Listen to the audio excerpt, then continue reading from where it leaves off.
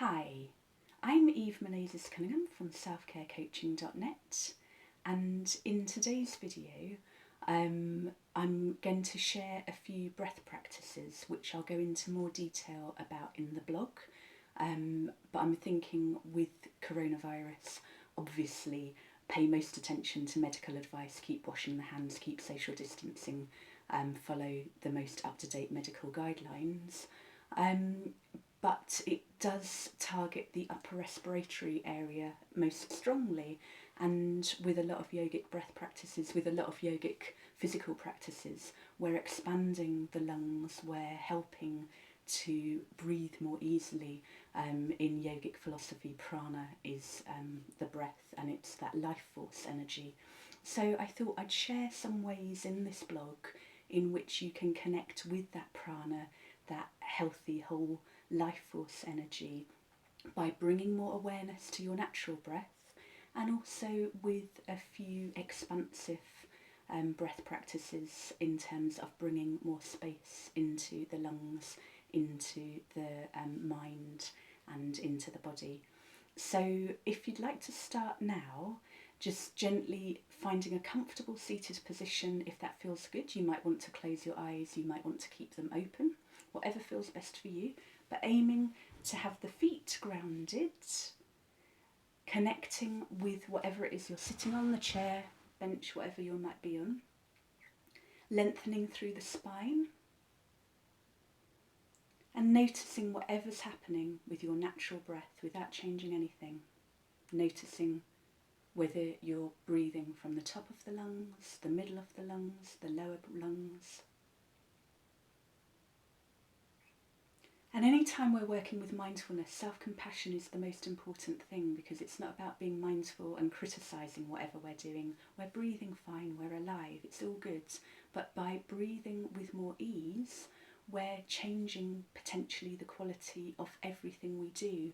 The little nostril hairs, the cilia, they'll take in more safe, secure, energised, whatever it is, messages for the whole system, rather than when we're struggling for our breath, when we're breathing shallowly, when we're just too tense and not paying attention. Or obviously if you've got a cold, or if you've got the virus or anything like that, any kind of respiratory problems make everything so much harder.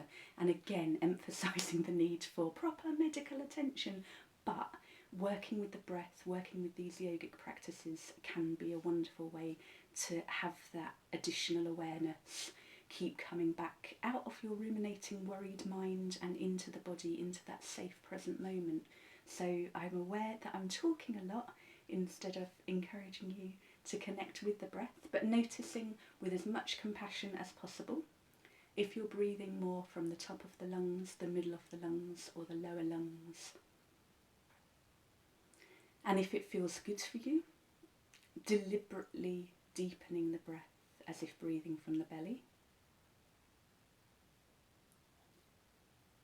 Noticing how that feels. You're already working with more of the lung capacity there. And then seeing how the inhale compares with the exhale. Is your in-breath longer? Is your out-breath longer? Are they evenly balanced? Again, noticing with curiosity and compassion. And if it feels good for you, deliberately lengthening that exhalation. And I know we've talked about this before, but adding a pause if you wish, adding a bit more spaciousness.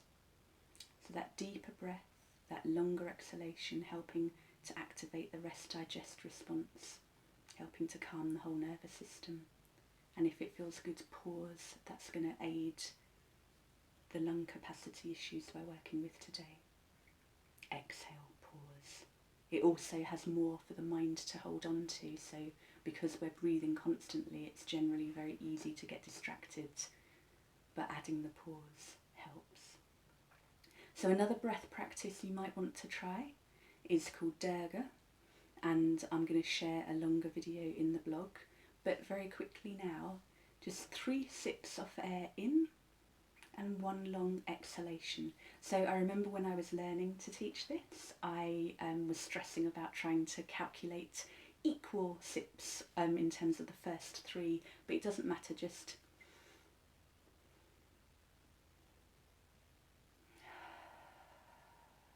so already with just one breath you feel that expansive energy through the lungs.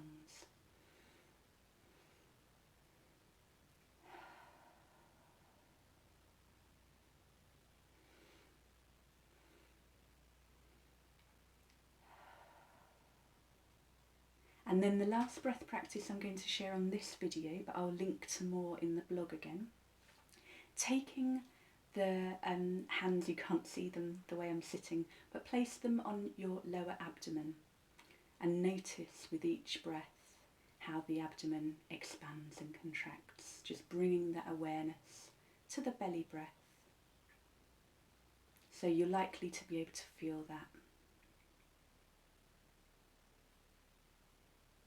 Noticing how it feels, and then bringing the hands around the side of the body to the outer edges of the rib cage, so we're working now with the expansion through the side of the lungs. So as you inhale and exhale, you might feel it expand and contract, or you might get a sense of it. We tend to be more attuned to the belly breath than the side of the rib cage, but notice whatever you're aware of. And the more we practice, the more we build that awareness.